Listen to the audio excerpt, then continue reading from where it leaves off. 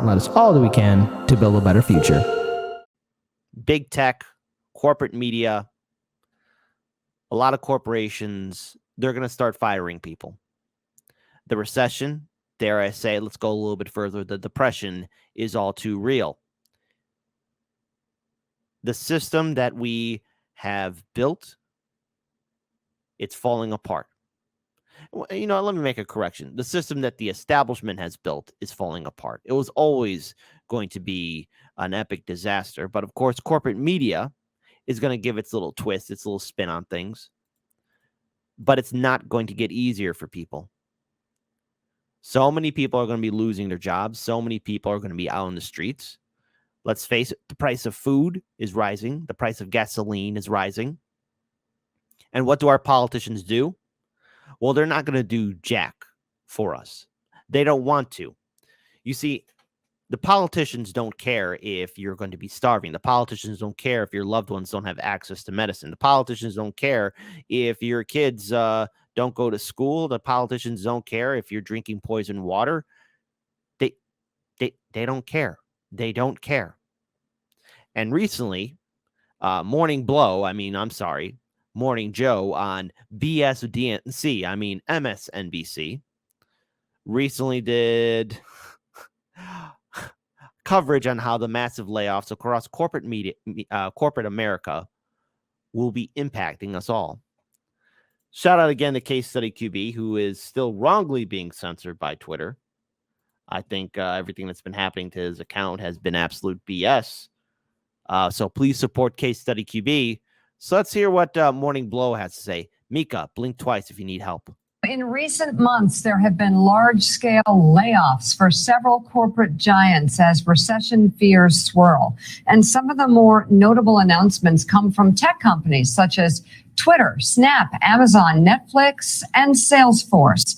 Meanwhile, Goldman Sachs is expected to part ways with nearly 3,200 jobs, while McDonald's is planning to cut some of its corporate staff globally as part of a reorganization. Let's bring in the co-anchor of CNBC's Squawk Box, Andrew Ross Sorkin. Andrew, should we be expecting more news like this? We should be expecting, unfortunately, a lot more news like this, except for the fact that maybe surprisingly, the economy has held up quite strongly and the unemployment rate has remained, and not even remained, is actually. The economy is holding up strongly. All right, here, let's have democracy in the chat. Let's actually have democracy in the chat. Hey, as you wake up and you do your own daily business, you know, whether going to the grocery store, going to work, getting gas for the car, has the economy been working for you? Type 1 if you're a proud American and you just love having your economy work for you. Everything's A-okay. It's all sunshine and rainbows. Type 2 if it's a struggle. And I know for a lot of you, it's going to get very personal because guess what? It is a struggle. So many Americans are losing their homes and apartments. So many small business owners are cutting costs, or dare I say it, even the worse, having to close up their business. Americans can't even put a full tank of gas in their car. It's madness all around. And already seeing a whole bunch of twos happening. Actually gone down to about 3.5%. Mika, I don't know if we can put that chart back up again, because I want you to look down on it to Salesforce. And it's an interesting number because I think it's indicative of the larger situation, which is to say that they cut about 8,000 employees. If we could put it back up, you'll see it down there. I think it's about 4 up from the bottom there. It was at 79,000. They took down to 8,000, and now they're sitting at about 71,000. However, pre-pandemic, they were sitting at 50,000 employees. And there's already news this morning that Salesforce may decide that they're going to cut more. So if you start to think about what employment looked like circa February 2020, that may be the number to focus on, not across the entire economy, but for a lot of these tech companies, and including some Wall Street firms. You mentioned Goldman Sachs. Obviously, now this is spreading into other places like McDonald's. So what they're doing right now is convincing many Americans who are brainwashed into listening to this crap that, oh, no, this is something just gradual. Don't worry about it. Everything's fine. See, the economy's still strong. That's what they're trying to convince Americans. Now, there are plenty of people who are brainwashed by corporate media, MSNBC, CNN, Fox News. Many people who still believe in it. But the truth is, we know what's happening. We know for a fact that the price of milk is going up. Basic grocery items is going up. Gasoline prices is still up. So, all in all, corporate media, are you ever going to look into the fact that the people who caused the economic disaster in 2008 are still the same psychopaths that are running the system? That they were forgiven under the Obama-Biden administration, allowed to continue on with the same crap under the Trump administration, and mind you, again, under the Biden-Harris administration. Anybody going to look into that? Probably not, because as we have said before, the whole idea of corporate media is to have access to these politicians, to the top 1%. You cannot criticize power. You're going to see that unemployment rate tick up. Now, there's two pieces to this. You look at what the White House and President Biden has said. They've applauded these numbers. These look like great numbers when you're at 3.5% unemployment. But the bad news is that the Federal Reserve doesn't look at these numbers and say this is such a great thing, because they say this is why we have inflation. So that's going to be the push-pull and the fight over the next several months. Now, let's also talk about how the rich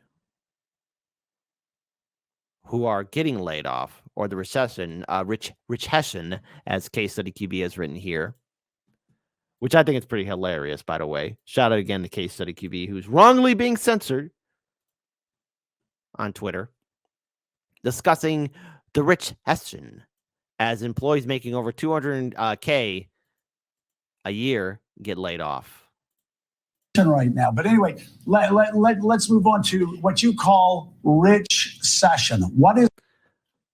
Leave it to BSDNC on Morning Blow. I mean, I'm sorry, I said those names wrong, but I'm not going to correct it.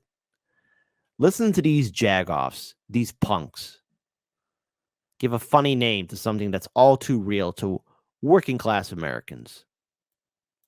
Right now. But anyway, let's move on to what you call RICHcession. What is RICHcession? This was actually something the Wall Street Journal. And Mika has like, oh, what is that? Mika, blink twice if you need help.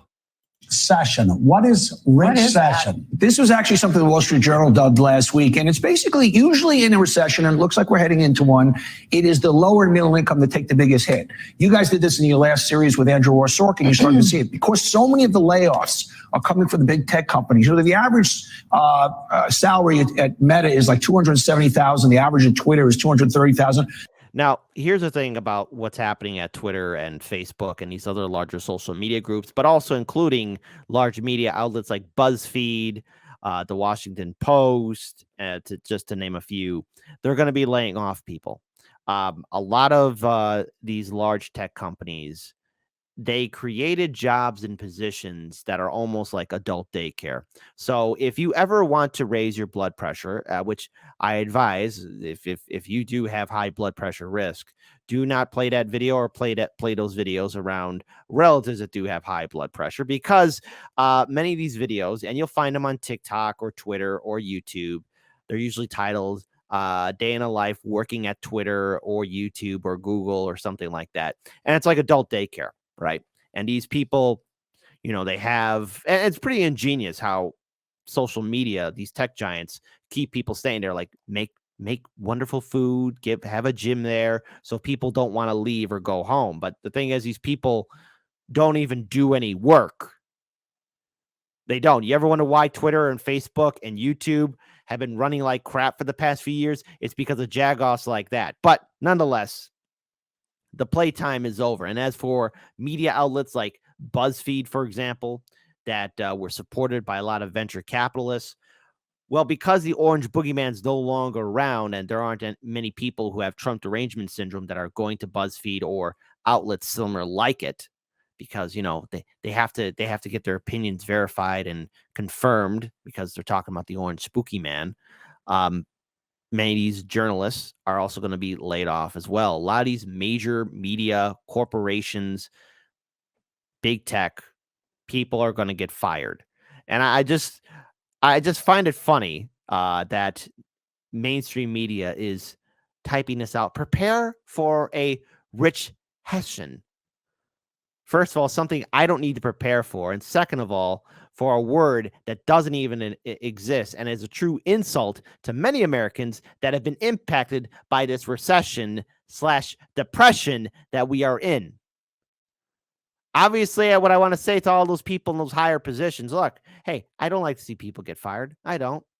I want everyone to be successful living their best lives. But hey, welcome to our world. We've been living it for, I don't know, maybe 2 decades now. It's not a lot of fun. Those that come, the layoffs are coming from the big tech companies. So the average salary at Meta is like $270,000. The average at Twitter is $230,000. Those are the companies that are getting hit the most. And interestingly enough, the lower fifth income levels are up 42% in the last 3 years, up 17% in the last year. So this is a recession that, interestingly enough, for the first time, might take its biggest chunk out of the higher income level people, which is interesting. And you add Bitcoin and others. I mean, billionaires have lost billions.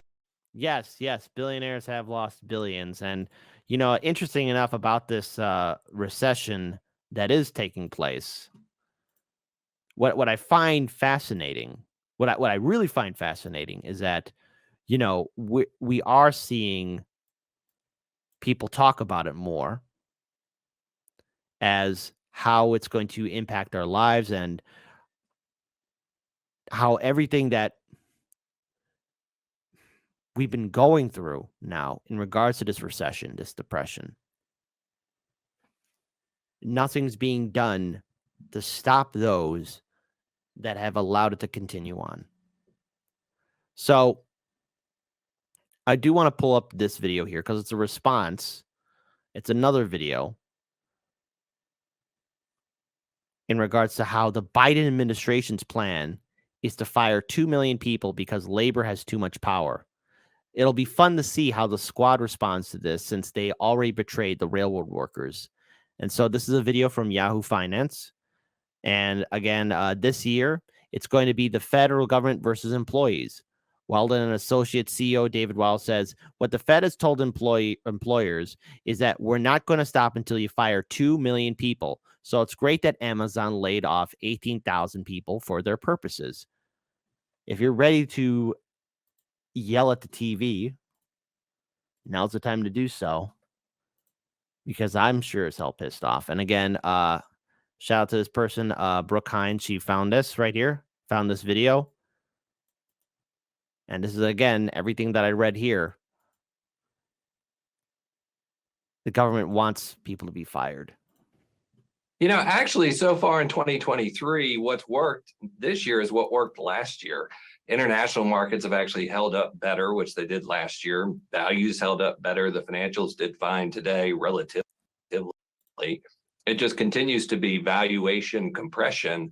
I mean, the challenge for this year is that nobody really knows, right? So I think the high end of the S&P targets is like 5,000. The low end is 3,000. So on any given day, the market's just waiting for a report from the Fed on earnings, and we're only going to, average hourly earnings on wages, and we're only going to get 12 of those this year. So there are going to be 12 data points this year that matter, and in between those, we'll just fluctuate back and forth. Anthony David says, nobody knows. We trust in you to know.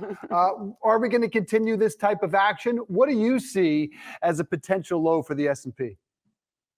Well, for sure, David is right. No one knows for sure. I think the S&P could go down another 20 or 30% from here, which then puts us in that 3,000 range that we're talking about as well that David had suggested. So I don't think there's anything unrealistic about that at all. It's all going to boil down to what the Federal Reserve does, and the Federal Reserve is all going to boil down to what interest rates, what inflation does, and inflation is going to boil down what happens to the unemployment number.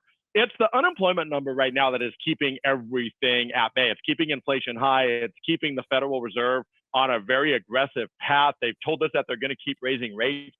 The challenge, though, is that when you have your foot on the gas and you're coming up to traffic and you see some brake lights start to get on, you want to take your foot off the gas. You want to act with a little bit of caution. You want to approach a traffic cautiously, slowly, looking around, and you don't want to keep your foot on the gas because you're going to crash into the cars in front of you if you're not cautious. And they had they kept their foot off the gas too long at the beginning of the inflation cycle, and they didn't catch up to speed. All the cars were passing them, and now the cars are slowing down.